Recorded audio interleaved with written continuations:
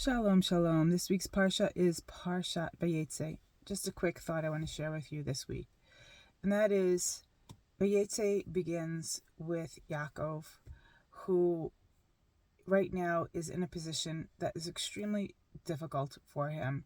He just had to flee his home because his brother wants to kill him. He left the place. We're told he was a Ishtam Shev Ba'olim. He was the kind of man that was simple. He just wanted to be in his tents. He didn't want to veer out. He had no choice. He had to leave the home. He's all by himself. He has nothing. And to make matters worse, he's on his way somewhere.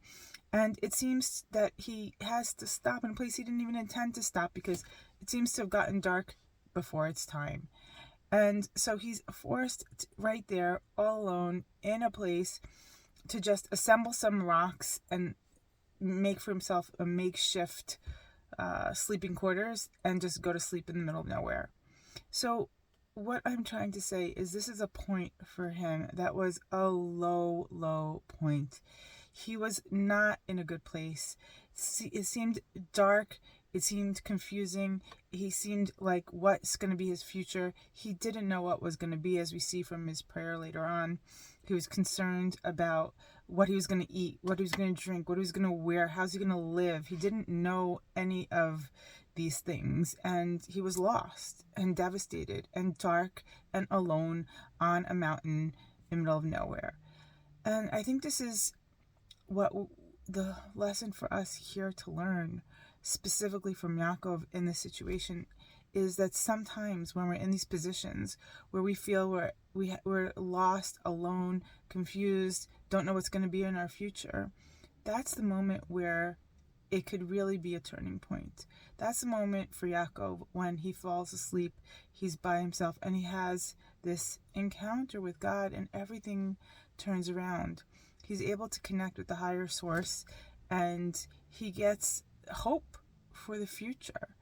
And it's important for us, let's be realistic. None of us are going to be having, at least I don't believe, a dream where God's going to come to us and make us a promise of a future that we can really look forward to.